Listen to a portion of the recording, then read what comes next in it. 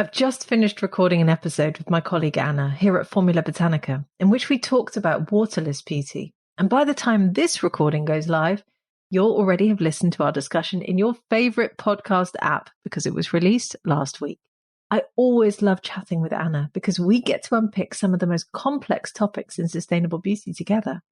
We've already covered carbon neutral beauty, circular beauty, biodegradable beauty, beauty miles, and skinimalism. So it made sense to add waterless beauty to the mix. And if you listen to our episode together, then you'll know that we did not think much of the marketing term waterless in relation to beauty, since every single product has a water footprint. In fact, we concluded that waterless beauty might just be a load of greenwashing. And the more I thought about it, the more annoyed I got that we allow these conversations to continue. So for that reason, I wanted to jump on quickly, record this super short opinion piece and challenge you to join me in asking why the beauty industry keeps avoiding the elephant in the room. Hi, it's Lorraine Dallmeier, chartered environmentalist, biologist, and CEO of award-winning online organic cosmetic formulation school, Formula Botanica. I host the Green Beauty Conversations podcast, and these are my green beauty opinions, in which I share my takeaways from the podcast interview that we released last week. In this short episode, I put forward my main thoughts on the topic we last discussed, as well as setting you a challenge to make the beauty sector a better place. So if you've listened to last week's podcast, then you'll know that Anna and I unpicked the term waterless and questioned whether using less water is really going to be the answer to our sustainability challenges. You'll also know that we concluded that waterless is a marketing term that's generally been used by well-meaning people who genuinely want to do and make the beauty industry a better place, but just seem to be focusing on the wrong things. And I see this everywhere I go. The beauty industry as a whole keeps latching onto concepts such as biodegradability or veganism or cruelty-free, and then heralding their choices as the ultimate sustainability solution, rather than just being a tiny component of the blueprint to a sustainable future. The media doesn't help either. I can't even begin to tell you how many articles I've read about how wonderful waterless beauty is, which gloss over the main sustainability issue we face, the fact that the industry encourages rampant, out-of-control consumerism.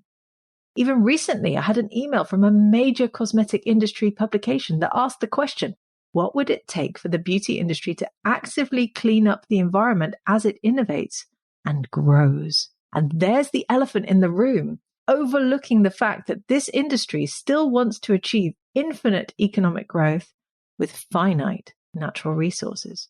Why do they try and herald a concept such as waterless beauty as the answer to our problems, but simultaneously try to get us to buy as much waterless beauty as possible? How do those two concepts even marry together?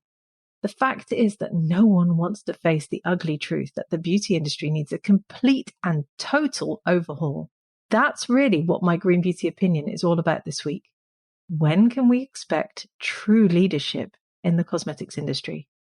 A consortium of the world's largest personal care brands has recently announced a harmonized environmental labeling scheme for consumers. It's a step in the right direction, but it doesn't push far enough and still expects us to follow the same outdated model that's been around for decades. I see a lot of indie brands talking the right talk, and my hope is that they will start to push change from a grassroots level. After all, indie beauty has completely overhauled the beauty sector in the way it works with naturals in just a decade. So I think we can absolutely achieve the same with the way that we embed sustainability into our beauty products. So that's my challenge to you for this week.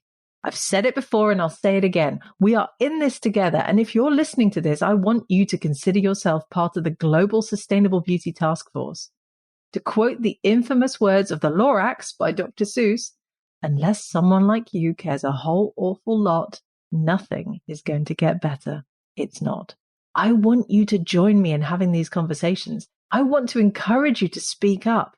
I do feel like I'm shouting into the void a little bit at the moment, as the industry trade bodies, the big players, and ultimately the shoppers don't seem to be on board with the idea of going right to the heart of what makes the beauty industry unsustainable. But I can see a future where we take our bottles and jars to a local shop for a refill, made by a local company with sustainable ingredients. And I don't think that future is that far away. We've just got to push for it a little bit harder than we're currently doing.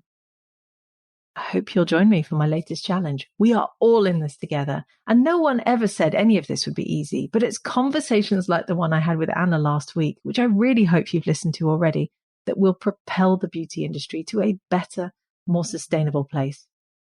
Thank you for listening to my Green Beauty Opinions. Remember to visit the Formula Botanica website at formulabotanica.com to try our free online formulation course.